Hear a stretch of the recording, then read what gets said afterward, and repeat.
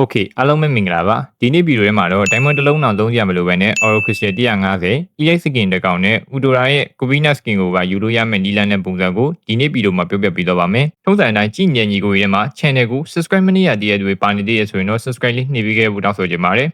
ဒီဘက်မှာ Skin ယူမယ်ဆိုရင်တော့မလင်းမသိလောက်ရမယ့်အချက်တချို့ရှိပါတယ်အဲ့ဒီအထက်ကမှအရေးကြီးဆုံးကတော့ Date ရက်စွဲတွေပဲဖြစ်ပါတယ်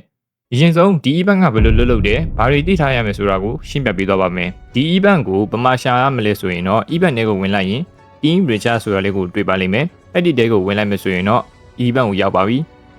event ကိုမြင်နေရပြီဆိုရင်တော့ပထမဦးဆုံးလုပ်ရမယ့်အချက်ကအပေါ်ဆုံးမှာမြင်တွေ့နေရတဲ့ team app Richard နဲ့ announcement ဆိုတာကိုတွေ့ပါလိမ့်မယ်ဒီတဲကပထမတစ်ခုဖြစ်တဲ့ team app ဆိုတာကတော့အဖွဲ့သားတွေကိုစုဆောင်းရမှာဖြစ်ပါတယ်အဖွဲ့ဆိုတဲ့နေရာမှာကိုနဲ့တည်တည်ဖြစ်စေမတည်တည်ဖြစ်စေဖွဲ့လို့ရပါတယ်ဒါပေမဲ့ဖွဲ့တဲ့နေရာမှာကိုယ့်ရဲ့ပေါ်တာဖြစ်နေမယ်ဆိုရင်တော့ပို့ပြီးတော့အဆင်ပြေတယ်ဒီတဲကမှာကိုယ့်ပေါ်တာက event နေ join တက်တဲ့သူဆိုရင်ပို့ပြီးတော့အဆင်ပြေတယ်ဒီမှာဆိုရင် joining နဲ့ invite friends ဆိုပြီးတော့တွေ့ရလိမ့်မယ် joining ကိုနှိပ်လိုက်မယ်ဆိုရင်တော့ကိုကသူများရဲ့အဖွဲ့တွေကိုရောက်တော့မှာဖြစ်တယ်ဒီလိုဝင်မယ်ဆိုရင်တော့ဝင်ကျင်တိုင်းဝင်လို့ရမှာမဟုတ်ဘူးသူ့ဘက်ကနေပြီးတော့လက်ကမှာကိုကဝင်လို့ရမှာဖြစ်တယ်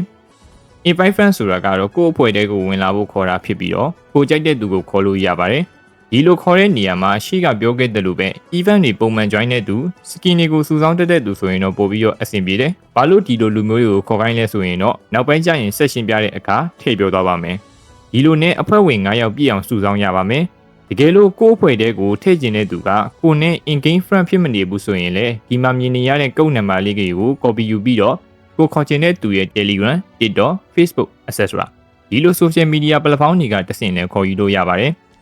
ကိုဖိတ်ခေါ်ထားတဲ့သူရှိလားသိကျင်တယ်ဆိုရင်တော့ဒီမှာရှိတဲ့ message logo လေးကိုဝင်ပြီးတော့ invitation နဲ့မှာကြည့်လို့ရပါတယ်ဒီလိုနဲ့အဖွဲ့ဝင်အသစ်တွေကို9ယောက်ပြည့်အောင်စုဆောင်းရပါမယ်9ယောက်ပြည့်မှာပဲ skin တွေရဖို့အတွက်ပထမဦးဆုံးခြေလှမ်းကိုစလန်းလို့ရမှာဖြစ်ပါတယ်ကျွန်တော်တို့မှာအဖွဲ့ဝင်အသစ်တွေကိုဖိတ်ခေါ်ဖို့အတွက်ဆိုရင်တော့အချိန်က9ရက်ပဲရှိပါတယ်တိတိကျကျပြောရရင်တော့2လပိုင်း17ရက်နေ့ကနေပြီးတော့2လပိုင်း18ရက်နေ့အထိ9ရက်အတွင်းမှာပဲ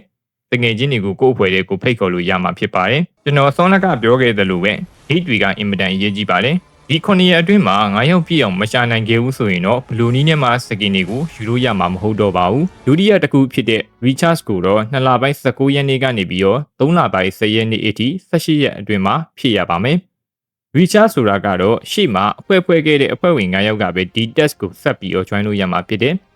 recharge လုပ်တဲ့နေရာမှာလေ900 1500 3000 9000ဆိုပြီးတော့အစားအစာရှိသလိုသူ့လက်ဆောင်တွေအနေနဲ့ကလည်းအစားစားရမှာဖြစ်ပါတယ်။ Diamond တွေကို recharge 900ပြည့်မယ်ဆိုရင်တော့ Oro Crystal 50ရမယ်။ recharge 1500ပြည့်မယ်ဆိုရင်တော့ Oro Crystal 100ရမယ်။ recharge 3000ပြည့်ရင်တော့ EX Skin တစ်ကောင်ရမယ်။ recharge 9000ပြည့်မယ်ဆိုရင်တော့ Udora ရဲ့ Covina Skin နဲ့ Common Ash ကိုရမှာဖြစ်တယ်။ဒီလို Diamond တွေဖြည့်တာတွေကတဦးတစ်ယောက်ချင်းစီဖြည့်ရမယ့်ပမာဏမဟုတ်ဘူး။ squad တစ်ခုသာ9ယောက်ပေါင်းပြီးတော့ဖြည့်ရမယ့် total recharge ဖြည့်ရမယ့်ပမာဏမျိုးဖြစ်တယ်။တဦးတည်းကပဲ Diamond 9000ဖြည့်လေရတယ်တဦးချင်းစီ Diamond 1000စီဖြည့်သွားမယ်ဆိုရင်လည်းရတယ်ဘလို့ပဲဖြည့်အရေးကြီးတာက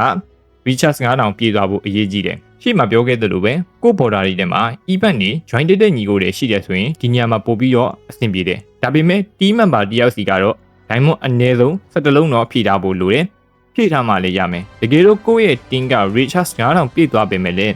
ဖွဲ့တွေကတယောက်က Diamond တစ်လုံးတော့မဖြည့်ထားဘူးဆိုရင်ဒီတစ်ခုလုံးက cancel ခံရနိုင်တယ်အကယ်၍ cancel မခံရဘူးဆိုရင်တော့မဖြည့်တဲ့သူကဘာစုလက်ဆောင်မှရမှာမဟုတ်ပါဘူးအနည်းဆုံးတဦးကို Diamond 17လုံးဖြည့်ကိုဖြည့်ရပါမယ် Diamond ဖြည့်ရတဲ့ပတ်သက်ပြီးတော့ပြောရရင်မကြခင်မှာလည်းနောက်တို့ event 2.0 Eternal Season လို့ event နေတဲ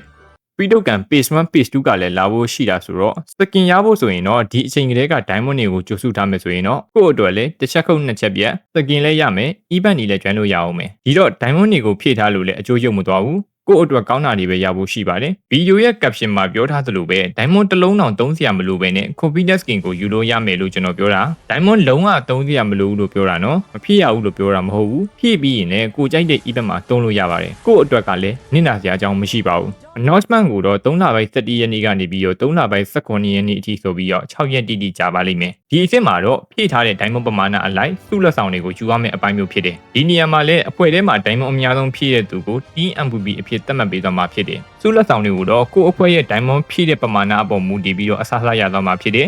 ဒီဘက်ကတော့ skin ကိုယူမယ်ဆိုရင်တော့ date တွေကအင်မတန်အရေးကြီးပါတယ်သူသတ်မှတ်ထားတဲ့အချိန်တွင်းမှာပဲလှုပ်ဆောင်ရမှာတွေကိုလှုပ်ဆောင်မှသာ စကင်ယူဖို့နောက်တစ်ဆင့်ကိုတက်လန်းလို့ရမှာဖြစ်တယ်ဒါကြောင့်ကျွန်တော်အခုပြောသွားတဲ့ date တွေကိုအလေးနဲ့ထားဖို့တော့လိုပါတယ်ဒီတော့ရှေ့မှာပြောခဲ့တဲ့အကြောင်းအရာတွေကိုအချင်းချုပ်မိပြောရမယ်ဆိုရင်ကျွန်တော်တို့က Combined Skin တစ်ကောင်ရဖို့အတွက်ဆိုရင်အရင်ဆုံးကျွန်တော်တို့အဖွဲ့ဝင်9ယောက်ဖြစ်အောင်ဖိတ်ခေါ်ရမယ်အဖွဲ့ဝင်9ယောက်ပြည့်ပြီဆိုရင်အဲ့ဒီ9ယောက်နဲ့သူတို့သတ်မှတ်ထားတဲ့အချိန်တော်အတွင်းမှာ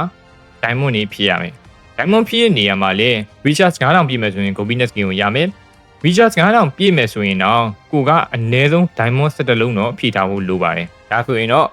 ကိုလူကစကင်ရဖို့အတွက်ကရာနှုန်းပြည့်တည်ကြနေပါပြီဒီလောက်ဆိုရင်တော့ Oro Crystal 150 E-Type Skin တစ်ကောင်နဲ့ Combined Skin ကိုဘယ်လိုယူရမယ်ဆိုတာကိုတော့သိလောက်ပြီလို့ထင်ပါတယ်အခုဆိုရင် KOF event အတွက် free token page 2ကလည်းရောက်နေပြီဖြစ်တဲ့အတွက်မလဲရတည်းရဲ့ညီကိုတွေရှိရင်လည်းလှည့်ဖို့အတွက် recommend ပေးပါတယ်စကင်တွေလည်းတော်တော်များများပေါက်ကြပါတယ်ကိုလူတို့အနေနဲ့က mobile legend diamond UC နဲ့တခြားသော in-game item တွေကိုဝယ်ယူခြင်းနဲ့ဆိုရင်တော့ကျွန်တော်ခုပြထားတဲ့ Telegram channel မှာလက်ရောက်ဝယ်ယူနိုင်ပါတယ်ကျွန်တော်ကိုယ်တိုင်ရောင်းနေရဖြစ်တဲ့အတွက်စိတ်ချဖို့တော့ကိုတော့ရာနှုန်းပြီးအာမခံပါတယ်ကျွန်တော်စီမှာဓာတ်ရိုက်ဝယ်ယူခြင်းနဲ့ဆိုရင်တော့အခုပြထားတဲ့ Telegram account Akira Booking Shop ကတဆင့်ဓာတ်ရိုက်ဝယ်ယူနိုင်ပါတယ်ဒီနေ့ဗီဒီယိုကိုတော့ဒီလောက်နဲ့ပဲအဆုံးသတ်ပါမယ်နောက်ဗီဒီယိုမှာတော့ဒီဆက်ကောင်းတဲ့ content တွေပြန်လာခဲ့ပါမယ်ကြည့်ရဖို့ပါ See you guys